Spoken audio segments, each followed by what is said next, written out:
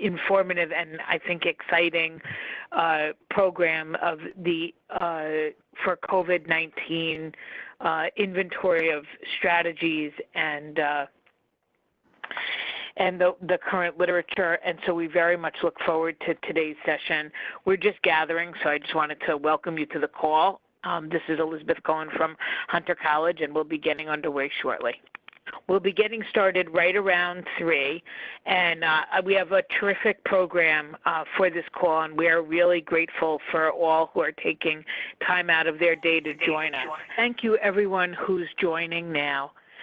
This is Elizabeth Cohen from Hunter College, and on behalf of myself and David Banks from NINR, we want to welcome you to today's call. I am going to go ahead and just get us underway while people continue to log in. We welcome all of you very much to this call, and I will just give a little bit of an introduction to the call itself and also to these times that we're in. So we hope that every one of you is safe and sound, and we welcome you to this call, but we also recognize the role of nurses and nurse researchers in addressing health disparities. It's a place that we have always been and we likely always will be, and I think it's a place where people are looking to us now, as they should, for leadership in this area.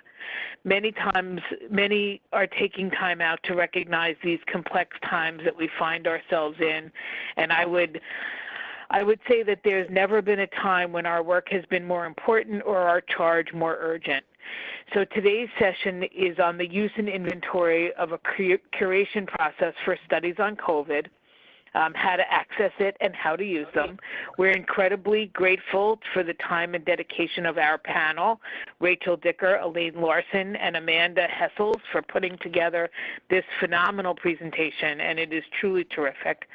I wanted to give a few housekeeping tips, especially because we have a lot of people on the call, so you are centrally muted. And the speakers will take questions in the chat box. So if you can please put your questions in the chat box, you can direct them to everyone. We'll be able to pick your questions up from the chat box, and the people who are presenting will be able to answer them. Actually, it looks like people are not centrally muted, so if you could mute yourself if you're. You'll find the chat box at the bottom of your screen with a little, mine is blue, and it's a little blue balloon that looks like a speech bubble. And if you click that, it should open and close the chat box for you. And so just let us know if you're having any trouble with that. As you know, and we're grateful for this support from NIH, the sessions are recorded and archived. If we don't have your consent to record the session, please exit the session now. Again, we hope that every one of you is safe and sound, and with that, I'm going to turn the presentation over and introduce Rachel Dicker, who will introduce the panel. Hi there. Actually, Elaine Larson's going to get us started. Elaine?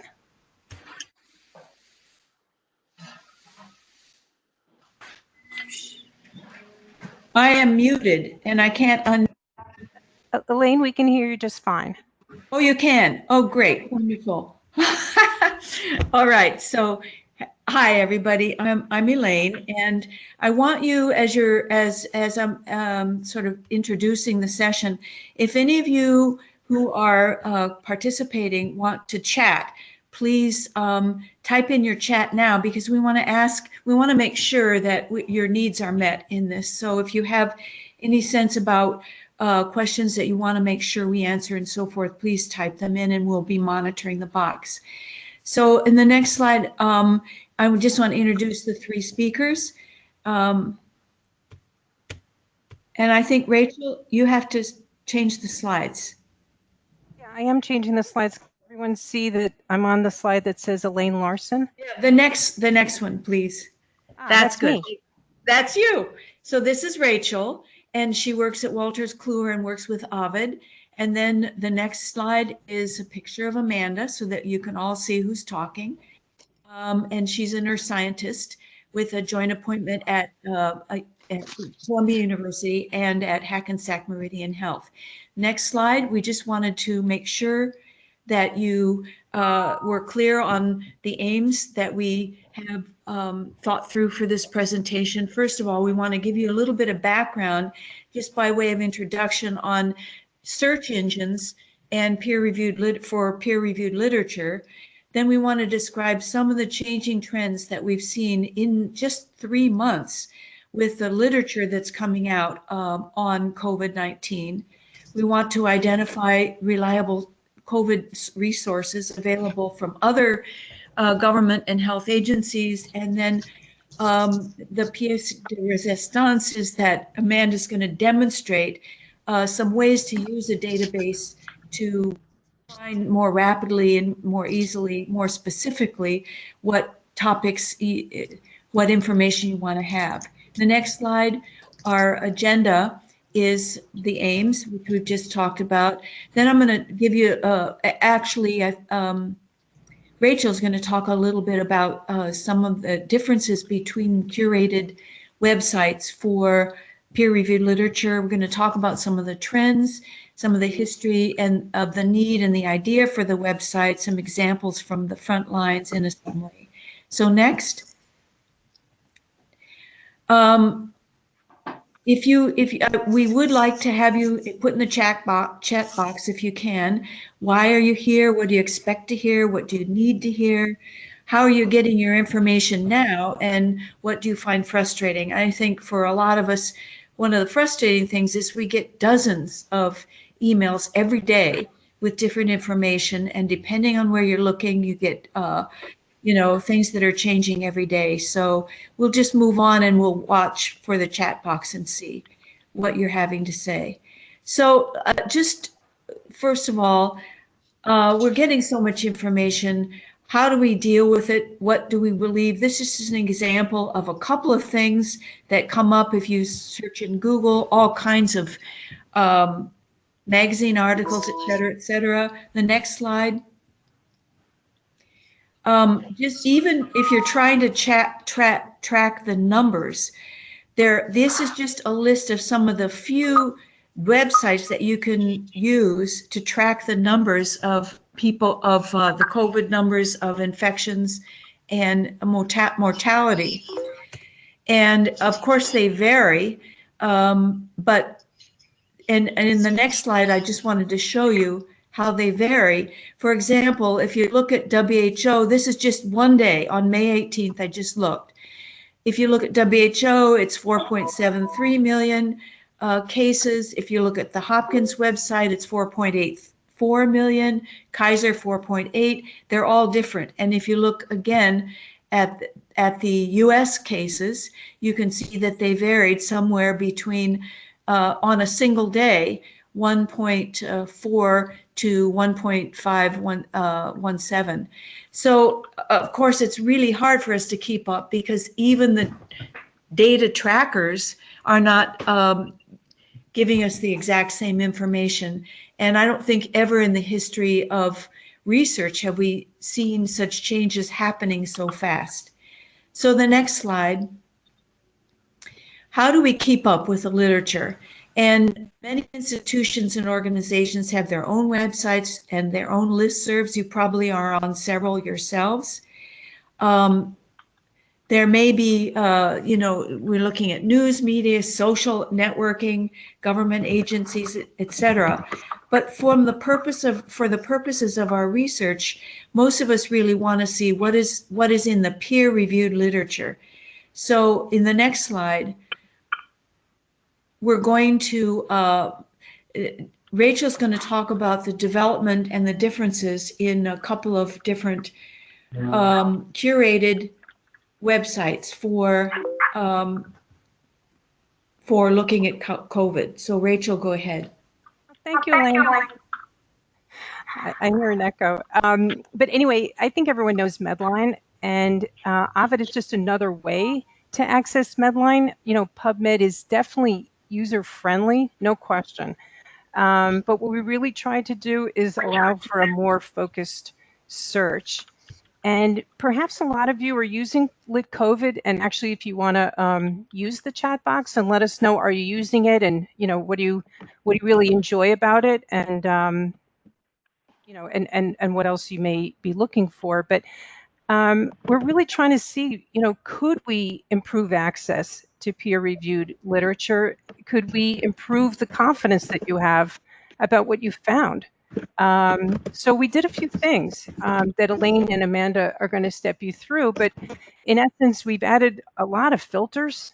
We added Elaine's own recommendations. Really, she's spent the time to pick out the gems. Every day she goes through a list of, I would say, about another 100 or so. Yeah, And more than that, about 200 a day. sorry about that, 200 a day. And literally, we're making updates every day to the website. We're listening to our customers or users who are just letting us know what could make it easier for them. And we're looking at the site metrics as well. There's a lot of work that goes on behind the scenes. So just for example, we have a team that just focuses on the curation process, that we do before even Elaine gets to it. So just for example, the multi-symptom inflammatory syndrome, and keeping track of the fact that now, it's Kawasaki and the various spellings and everything else, just, what's hit the literature, what hasn't hit yet, what are the right times to add these terms, what might be the timing differences between what's published and what's made it to Medline or not. So we're just really on the case, if you will. And we're going to be measuring this, as we move forward. So that's why Elaine has mentioned this a couple times, but your feedback about what you would find more helpful, or would help you find things less frustrating, would be really, really useful for us. That's why I put my my email address here. And then, of course, things that you mentioned, that, we hope to apply to other, topical areas, outside of COVID-19. Elaine, I'm back to you. Yeah. So what I wanted to do is give you, there are two major curated websites for looking at the peer-reviewed literature. One is Lit COVID, and you have, by the way, you're going to get these slides. We're going to provide these for you, so don't worry about taking the notes. But Lit COVID is one of the major ones, and then Ovid is the second one. So in the next slide, I'm going to compare them a little bit. First of all, let's look at the column on the left for Lit COVID. The search strategy is all citations from PubMed in Lit COVID. On the right side, the search strategy for Ovid is all citations from Medline, but also including publisher-supplied records ahead of print, in data review, in process PubMed, not Medline searches. So it also includes articles that are in press that have been accepted for publication. So it's not those that are not accepted, but it includes those that are in press. In terms of Lit COVID on the left, there are 7 curated categories. General topics. This is all about COVID: mechanisms, transmission, diagnosis, treatment, prevention, and forecasting. In the Ovid on the right, there are also 7 curated categories, which are slightly different. One is treatment. The second is prevention in the public and community. The third is prevention in healthcare. The fourth is psychological impact. The next is epidemiology, then more general articles about emergency preparedness, and then telemedicine. So in terms of Lit COVID, it's free text. It does have a free text search function, and it also in Ovid has a free text search function. The next slide. The categorization in Lit COVID is every single article is assigned to a category, but none of them are specifically recommended. In Ovid, the way we're categorizing is that only articles meeting the following criteria are actually categorized and recommended. Every article is in the data set, but only certain ones that are curated are categorized. So this website is designed primarily for more immediate use by researchers and clinicians. So the criteria that we use for categorizing is, first of all, it's got to include important new or confirmatory information relevant to direct patient care or administration of patient care in clinical settings, a variety of clinical settings. So it might be in hospitals, but it could also be home care, ambulatory care. That it, secondly, to be categorized, it needs to fit into one of our 7 categories, and it needs to be in English. So the next slide, what I want to do here, that's just a kind of a general introduction so that you have a sense of the 2 curated websites for COVID material.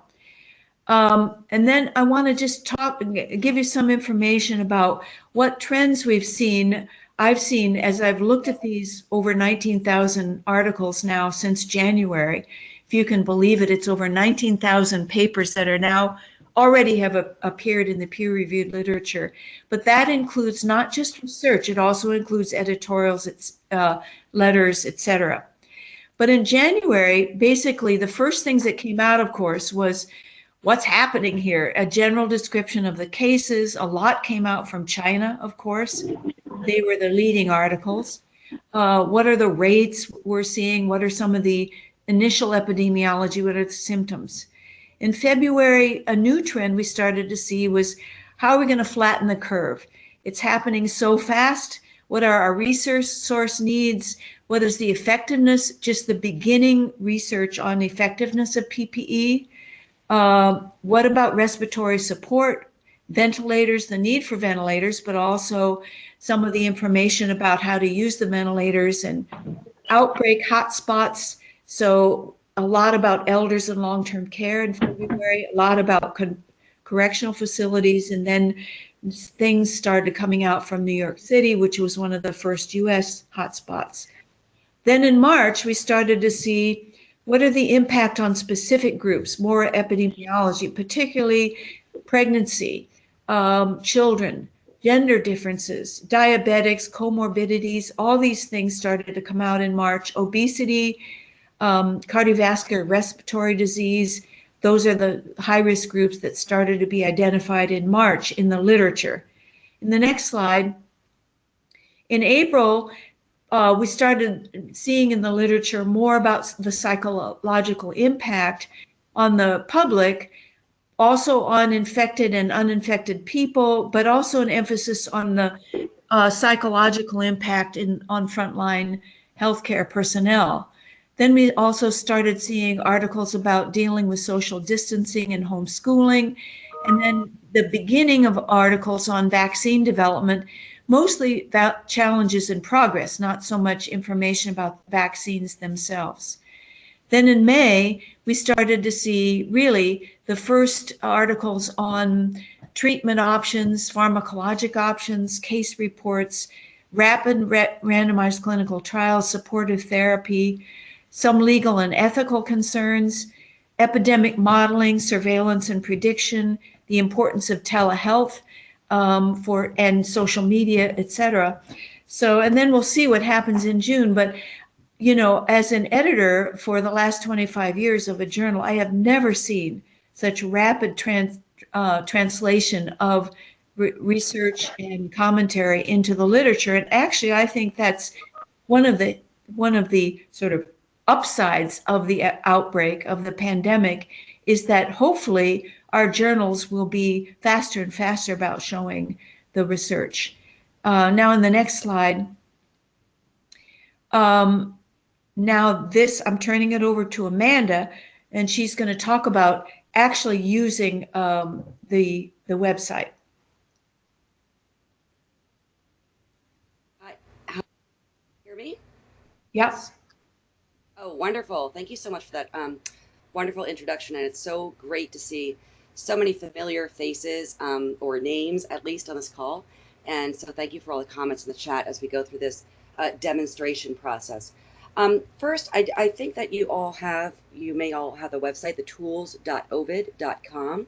And if you were to go to that, you could actually follow along with some of the demonstrations we go through the next few slides. So we are anticipating this will take us about 12 to 15 minutes.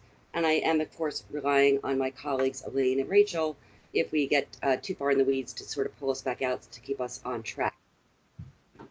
So let's start as we're thinking about this general concept of so much information, 19,000 different articles which came out. You know, I really need to tether myself to reality and to think about why it is that I'm going to do this deep dive into the literature. And in general, there's really two reasons that you're looking, right? One is to see what's there, and the other reason might be to find out what's not there or what are those gaps. And I view this really as finding information or guidance to inform your clinical practice, whether that be patients, providers, or systems, or identified gaps in your research area of inquiry. Again, importantly, these are as related to COVID-19. So this database is all about COVID. Obviously, there are other sources of information about your concept of interest.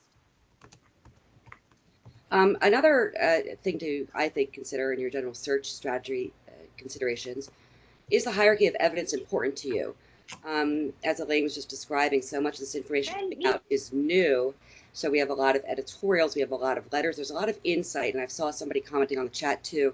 So much of knowledge is coming out, which is just so new right now that it hasn't yet gone through those different stages of research inquiry. So that's one thing that you may be considering. And then finally, I think we're all familiar with PICO, right? And so we all know about whether we're searching or interested in the population or the intervention or the comparator or the outcome or time. And so think about what it is that you're specifically looking for. And Elaine pointed out some of those highlights. If you could advance to the next slide.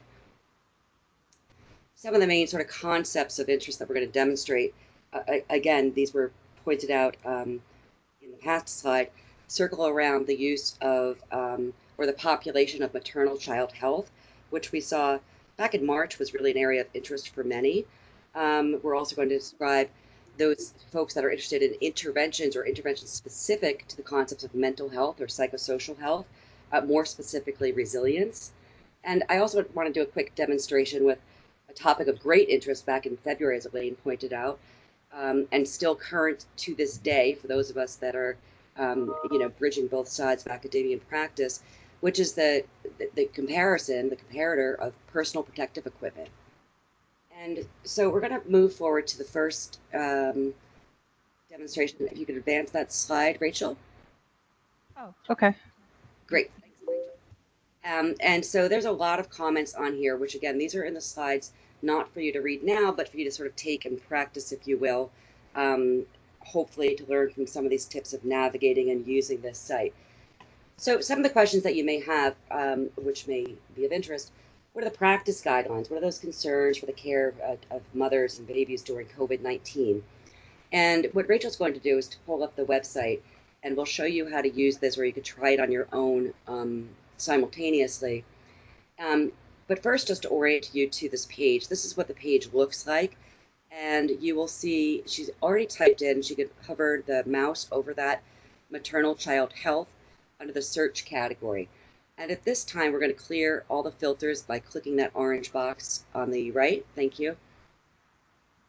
And just give that a minute. And we're going to click search. And what you'll find is that in this world of 19,000 some odd articles, those that cover this topic really narrowed down to resulted in 120 citations. Now, this is somewhat, I think it's feasible to download to Excel, which is an awesome feature of this. So on the right, you click download to Excel, and we'll show you this in a moment. But you could download your file to Excel. And sure, yeah, that's great, Rachel. Yeah, you might as well pull it up now. And so this is showing you, for instance, what that download might look like. And of course, you could format this as you wish. But what's so great about it, obviously, you've got your PubMed ID, your title, your author, your source, abstract, but it also includes the publication type, as well as links, importantly the date, but links to the full text link, as well as through Ovid or the publisher. And these are hyperlinks, and we'll show you that'll take you straight to the article, which is terrific. But let's go back to our research question, right? And so we were really interested in practice guidance. What do you do? How are you advising pregnant moms, moms to be? And so you might wish to select under the publication type, which is in the center of the page, from the drop down, practice guidance. That would be somewhat intuitive to most of us probably.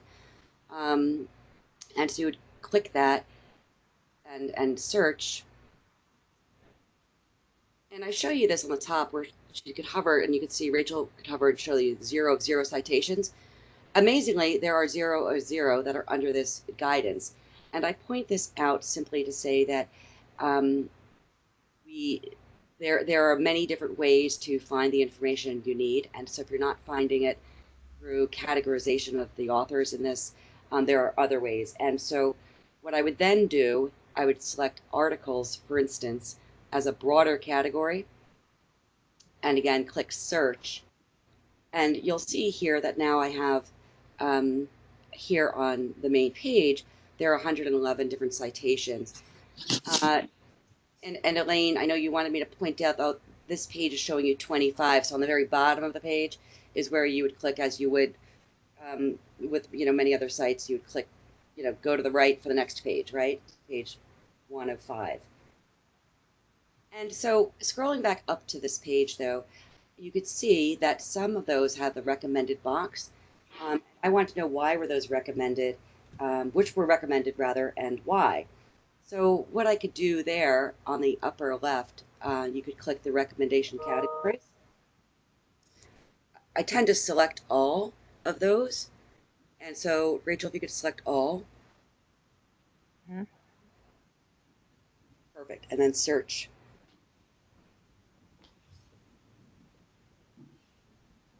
And you will see here that now you have your curated list of 5 articles that are that are describing, they're including citations of the concept of maternal-child health that are either articles or guidance, and these are all recommended with in yellow an inclusion of why, basically a summary statement of what the article's about, right? So you can see there, number 2 is the literature review of maternal and neonatal outcomes among infected, and so forth. So this is really saving you time of this information overload.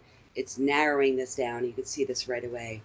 I'd like to now, if you can, Rachel, flip to the slides. And I think you're on slide, yeah, you could flip forward. So we've just gone through that, so you could flip that again. And so here is an example for the folks at home who are not able to do the download. This is where you could find the different articles, and you could highlight, again, those that might be of interest to you. So let's go ahead to the next slide. This is the screenshot of what Rachel just demonstrated, so we can go to the next slide. And then through those hyperlinks, you're finally there, right? This is what you're here. This is what you're searching for, is the evidence. And so this is some of the evidence that exists now. It's taking you straight to that link of this, for instance, SARS-CoV and breast milk, human milk. I think we're all aware that that's a concern, that's a question which many people have had.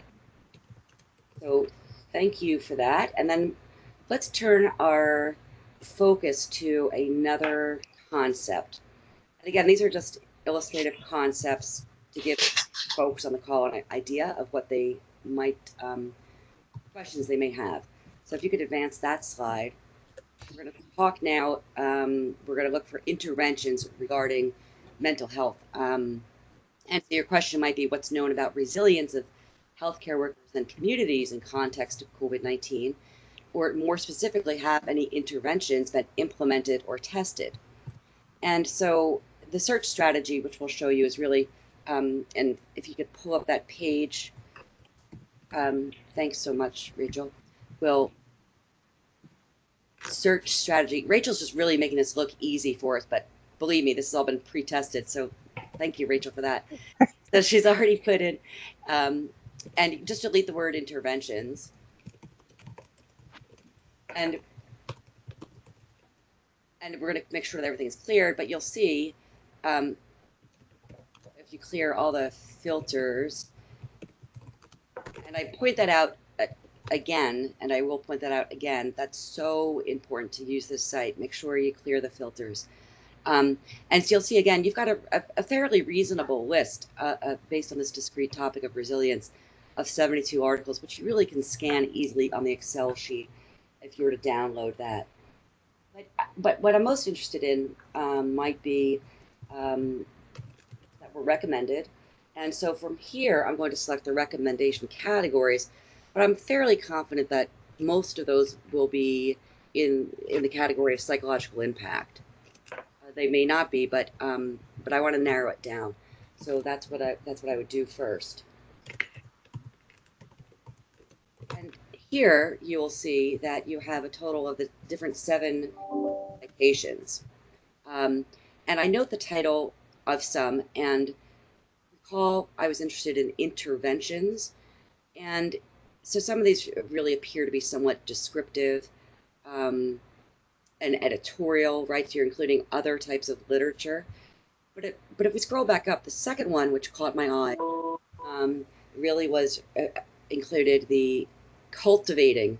And cultivating to me sounds as though it might be an intervention or linked to one.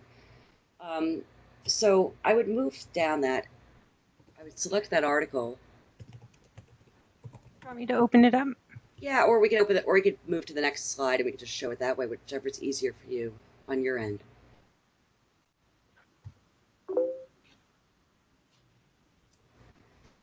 Sorry about that. So no, that's okay. You're doing fine. So go back. Well, that's fine. You could right there. You'll see those are the recommended articles from a category, and I want to specifically look at one of them. And so, what you could find, and this is such a gem. So within one of these articles, somebody, these wonderful authors who submitted this to JAMA Pediatrics, have included already. Here's a table of resilience categories in the era of coronavirus 2019.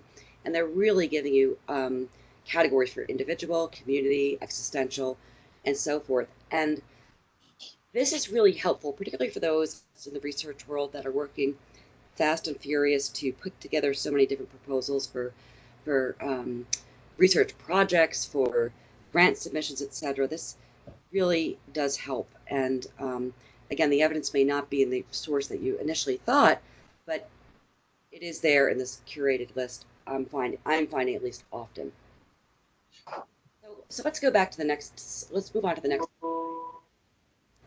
I think one thing that I want to point out here, and I do hope that the audience can see this, is that what's included are sort of sources that I would consider atypical, at least for me. And so I might not, in my world of querying literature, look at death studies or look at agricultural and human values type sources, nor would I think that farm resilience might have information as a category that was relevant. So this is really helping to broaden my way of thinking, as well as understand how I might be able to learn and adapt lessons from other fields, disciplines, and published in different sources. So I point that out to you here as well, just because we all tend to, I do at least, get a bit myopic at times. So we've got just a few minutes, and I want to flip this back, but I want to show you one more example, if we can move that slide, Rachel, if you could advance that, please. Thank you.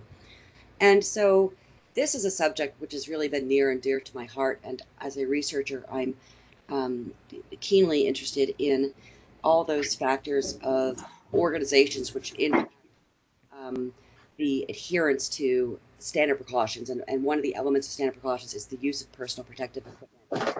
And this has been highlighted, particularly with a lot of literature back in February, as Elaine pointed out. So one of the questions which many of you may have, and a number of the folks that are on the call with us today have had, right? So what do we do in crisis standards? What happens in contingency standards and settings? How do we use the face mask? What do we do with the face shield? What's the comparative effectiveness of different approaches? What type of disinfection, UV, chemical-based? what works best, and what are the adverse consequences, if any. And then finally, what types of supports are needed or training is available for the effective use, as we're really trying to gear up so many healthcare providers, many of whom may have been in practice for many, many years, to enter practice. And so if you were to use this database, I would search, as an example, we could flip to that page, personal protective equipment. Now, because we're all in a rush for information and we all live in our own jargon minds, I would probably type in PPE, and in fact I did, but of course I didn't find anything. So you have to circle, you actually have to use the, the longer term, proper term, personal protective equipment. And if you do that, which Rachel will show us on the website, or you could try on your own if you're dialed in as well, is if you enter personal protective equipment. You want me to go to the website, Amanda? Great. Yeah. Thank you, Rachel.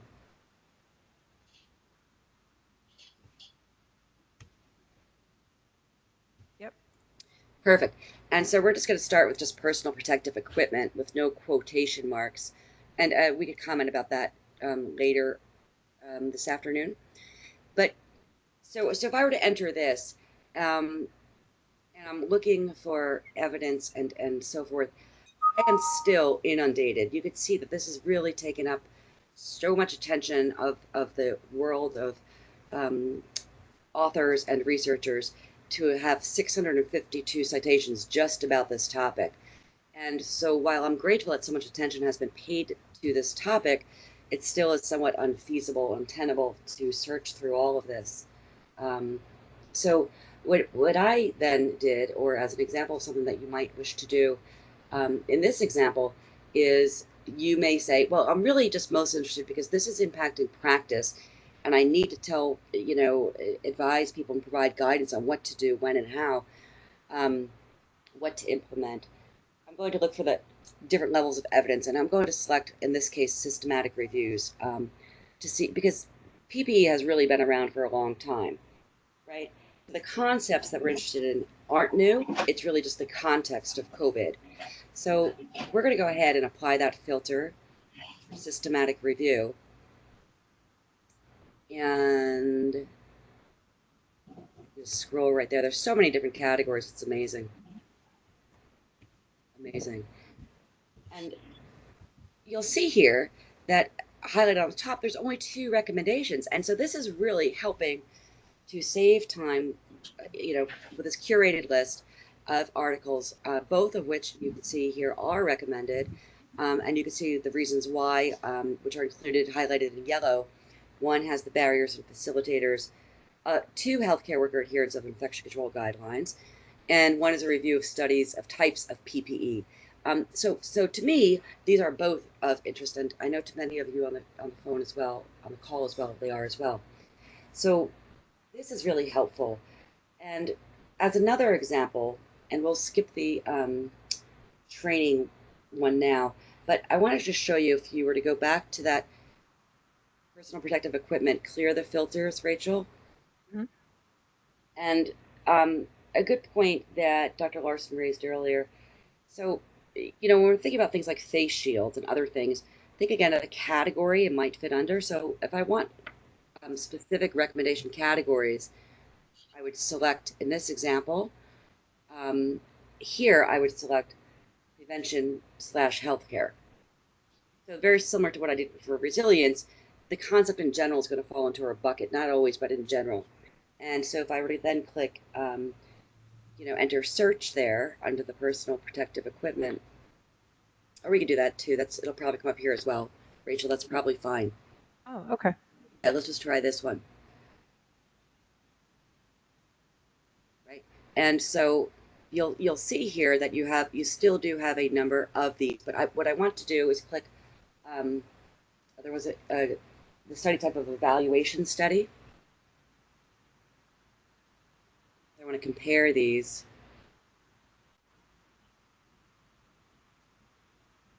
And so what I'm showing you is that there are a number of different ways for you to find information that might be targeted and may work and may not work. And in this example, the evaluation study wasn't wasn't here. And if we flip back to the slides, before I transition this back to Dr. Larson, and we move down, right, so we can go to the next slide. This is showing you just where we put in the limits of the study type, and the next slide. This is, again, taking you from the link directly to the evidence, which you could clearly access and read. So let's advance that slide. And this is an example where we're using connectors and limits. So this is where we would select personal protective equipment and the word training as an example. And you'll see here that we had two results. And one of these is an article, but another one is a letter. And I point this out because, again, the evidence which is coming out and the information which could really inform our thinking about these may be found in other sources such as letters and so forth, other types of literature. So let's move to the next slide, please. And this is showing you one of those articles that we found. And our next slide. So this, again, I like this. I've got the filters that are applied on top, personal protective equipment. And I have here on the right, oh, I'm moving my mouse, but you can't see me moving my mouse. I'm sorry, you need to control hers. So if Rachel moves hers, you can see the Cochrane database.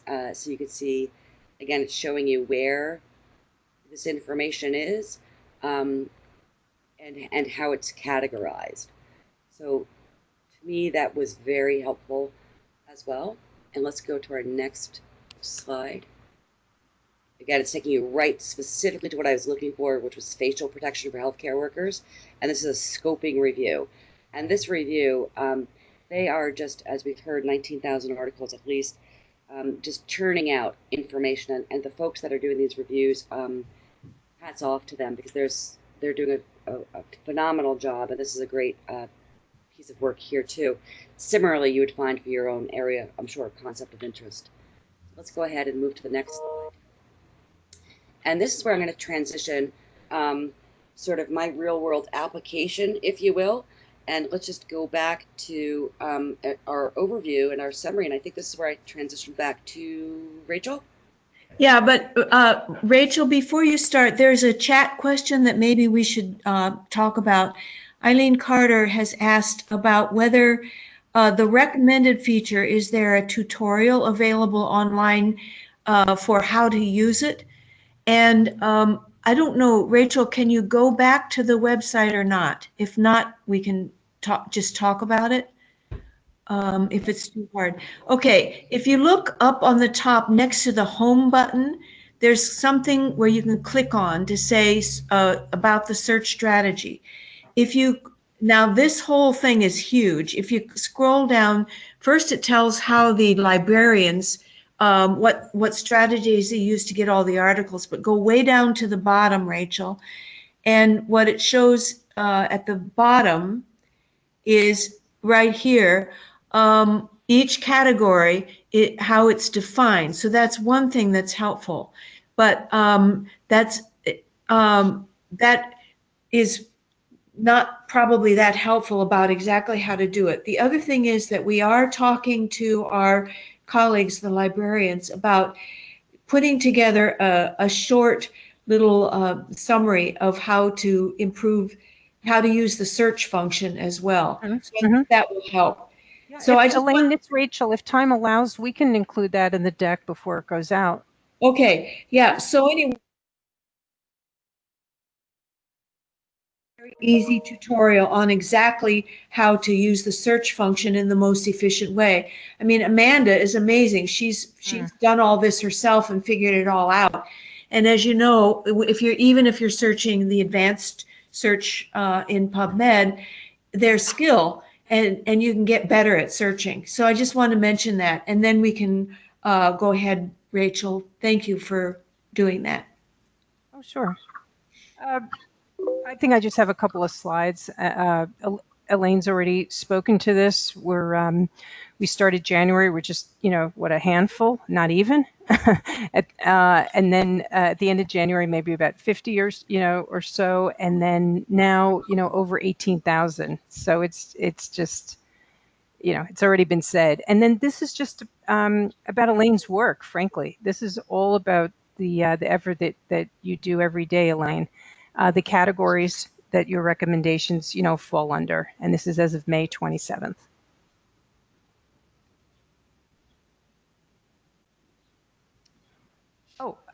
We have on the website are the government and other essential links, as well as the the links for nurses. Yeah, would you go back to that? Okay. What I wanted to mention was we're trying to make this as easy as possible. So what we did is we tried to find if you will, sort of the most reliable other links, so that you don't have to you don't have to go to WHO or CDC or whatever. You can come to this website and you can click so that you can right away find out what CDC has to say, the Environmental Protection Agency, FDA, NIH, WHO, Public Health New England, because they're doing some good stuff. And you can click straight from this website into Lit COVID, so that you don't have to say, okay, how much does what does the CDC say? How does that compare with WHO? So it's all here. And maybe again, Rachel, if you could just go back to the website, and I can show you on the web, or Rachel can show you on the website. She's got the power here. She's controlling. You see on the right-hand side, the government thing. So if you click on, let's just do, for example, CDC, or whatever one you want to click on, and it takes you right to that other site. So from the one site, you can get to any of the other sites without having to remember what are the websites for all these, what are the URLs for all these other sites. So, and then if you'll just scroll down, Rachel, keep going down. Now here are the resources that are curated particularly, specifically for clinicians and researchers in nursing. So if you'll just click, for example, on nursingcenter.com, and it takes you right to the Nurse Resource Center, and you don't have to remember that one as well. So I just want to show you those on the websites. It's easier to see it live. Okay, now back to the slides. Okay, great. And then we just want to summarize and leave a few minutes for chatting if we have, 10 minutes left. But in summary, we're in an era of information overload. We're all going crazy and getting sick and tired of trying to sort out which is reliable, etc. So what we've tried to do in this presentation is to present two options for filtering the peer-reviewed literature for clinicians and for researchers. It's the Lit COVID and the Ovid sites. They're both excellent sites. They serve a slightly different function because their curating is different. So just to summarize, Lit COVID curates, they categorize every article, but they don't make any recommendations of which are the ones that are more likely to be helpful. And the other one, all the articles are listed in the Ovid site, but they're filtered by only recommended categories. And the curation is specifically more for clinicians and researchers for immediate impact. So the other thing that I think Amanda has really illustrated for us is that finding what you need is a huge skill. And you got to practice and keep trying. So don't get discouraged if you don't find what you need with a certain kind of search strategy. Try a couple. Now, obviously, it may not be there at all because the research is changing every single day. And some of the things, for example, on hydroxychloroquine, which were published in January, are saying the opposite. in May, and now they're beginning to say, well, maybe it's not really the opposite. Maybe it's it's changing very, very quickly. So also the thing to notice on the website Sorry, I couldn't hear what you said. The thing to notice on the website is that the articles have the dates in which they were first published. So that's really important to see. Maybe again, if you can, Rachel, you could show where that is. And while you're pulling that up, Elaine, Yeah. I will just add to that too. And I appreciate you saying that I have a skill, but I would actually share with all that it took about zero skill. It was intuitive. Sure, you need to practice a little bit, but really, if you just remember to clear the filters, why you're searching, what you're searching for, then you've got it. And downloading to Excel is priceless because you could sort everything, you could pick the different categories, you could find the date, etc. So, again, I found this as a busy nurse scientist, overwhelmed with all of the information out there and needing to find information to translate into practice rapidly. I was able to find the information I needed much more quickly than using other curated or other sites. So Rachel, just scroll down if you would, so we can see some of the first. Notice here the top, the date 6/2/2020. So they're actually listed from the most recent.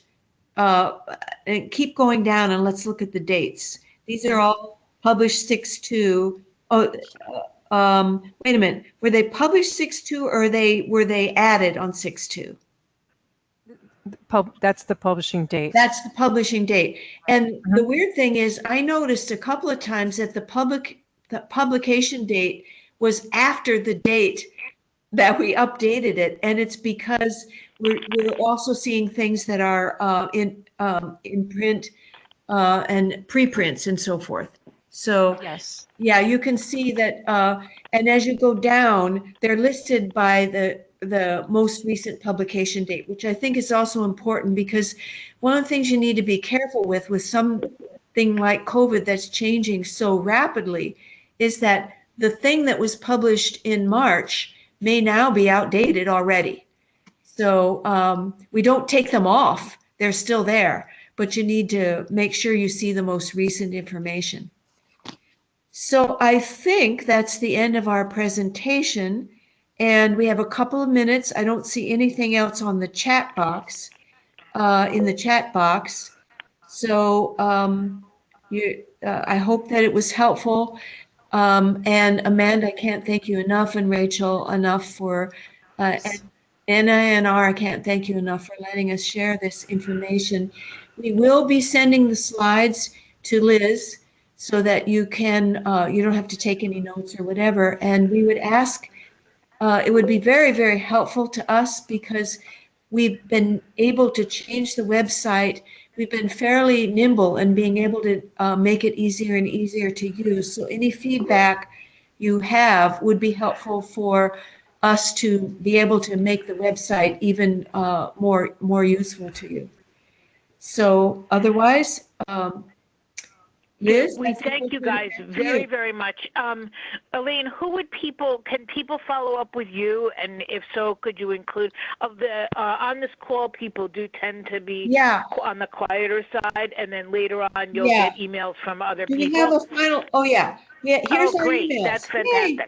Okay, so here are our emails. So if you have specific questions for Amanda or for Rachel or me, feel free. But if you can't, if you don't want to send it to anybody specific, you can send them to me and I'll get them to the right people. And this will also be in the slides that you get. So please do send us your feedback. It's terrifically helpful. You know, we don't want to use resources of yours or ours or anybody else's unless it's helpful. So.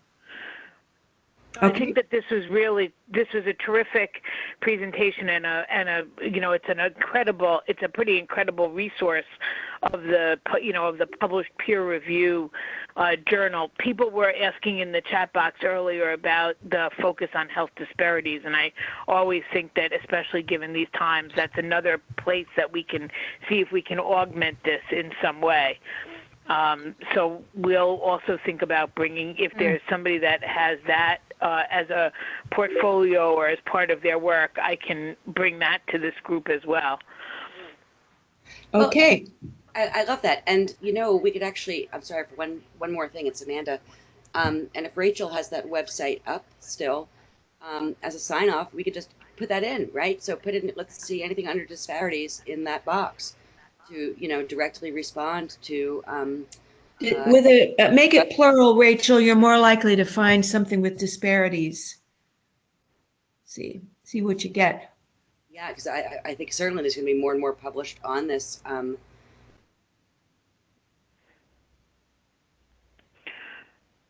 Wait, yeah, I think we have. Oh yeah. Go ahead. Yeah. Look at that. 60 publication citations, and that's probably just from title words and so forth. Right, and that's no filters whatsoever. Yeah. Interesting. Oh, there's a question about, is there a way to save the search and have results sent? Oh, good question. Great question. Rachel, do you know the answer? I believe the best way now is to download, what you have to Excel. But we could build something else in if that person wants to, reach out and contact us. Would love to hear more about how they want to do it. Okay. And Anne Marie, thanks for, there is a download to Excel. So you could, for example, Rachel, just click that and then show that you now have 60, click the download, and you've got the 60 articles with disparities right in a downloaded Excel file, and you can click right on and go to the article. Right. The other thing I will mention is that I've noticed that there sometimes the same article is repeated twice, and that's that's probably because I can't remember if we've seen it or not, or it gets downloaded twice during the search strategy. But that's better than missing something. Now you also see the mental health number 5. The parentheses means that it's not in English. It's another language. So I do not put any curated recommended articles that are not in English. That's one of my limitations. But the website itself includes every article that is in any language. So we've got Hungarian and Turkish and Chinese and everything else. So if you're from Turkey, feel free to look for the Turkish ones or whatever. Okay. Thank you guys so very, very much. It was a whirlwind, but a good one. The recording will be available in about a week, and I know that you'll allow your slides to be distributed before that, and I can send them out. We really appreciate everyone's time, and we hope everybody stays very, very safe in these very complicated times. So thank you very much, everyone. Thank Bye-bye. you. Thank you, so NINR. Have a great afternoon, everybody.